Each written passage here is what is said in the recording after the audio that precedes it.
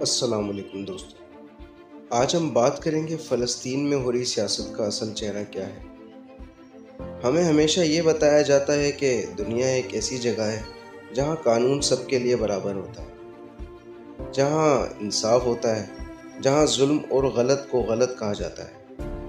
لیکن اگر یہ سب سچ ہوتا تو فلسطین آج بھی ایک سوال کیوں بنا ہوتا؟ دنیا کی سیاست ایک سیدھے اصول پر چلتی ہے، جو طاقتور ہوتا ہے قانون اس کے ساتھ ہوتا ہے، اور جو کمزور ہوتا ہے اس کے لیے صرف بیانات ہوتے ہیں۔ میڈیا ہمیں سمجھاتا ہے کہ ہم سب کچھ دیکھ رہے ہیں، لیکن اصل میں ہمیں صرف اتنا دکھایا جاتا ہے جتنا دکھانا ضروری ہے۔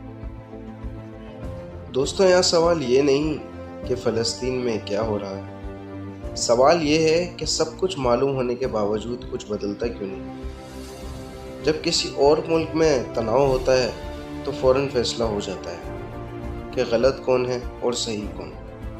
پابندیاں لگتی ہیں، روایتیں توڑی جاتی ہیں، تعلق ختم کر دیا جاتا ہے۔ لیکن جب بات فلسطین کی ہوتی ہے تو اچانک الفاظ بدل جاتے ہیں، وضاحتیں شروع ہو جاتی ہیں اور ذمہ داری ڈھونڈی جاتی ہے۔ ظلم اور مظلوم کو ایک ہی سطح پر رکھ دینا انصاف تو نہیں ہوتا، یہ صرف حقیقت سے بھاگنا نہیں ہے۔ دنیا کی سیاست جذبات پر نہیں، فائدے پر چلتی ہے۔ دوستو، مشرقی وسطی صرف ایک علاقہ نہیں، یہ مفادات کا مرکز ہے، اور فلسطین اس مرکز کا سب سے پرانا اور سب سے نظر انداز کیا گیا مسئلہ ہے۔ جب تک فائدے قائم رہتے ہیں تب تک بات ہوتی رہتی ہے، اور جب فائدے کو خطرہ ہوتا ہے تو خاموشی آ جاتی ہے۔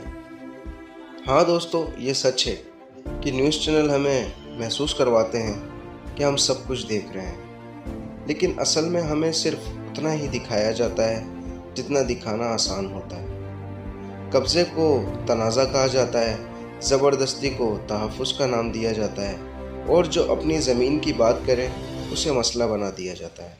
یہ صرف الفاظ کا کھیل نہیں، یہ سوچ پر قبضہ ہے۔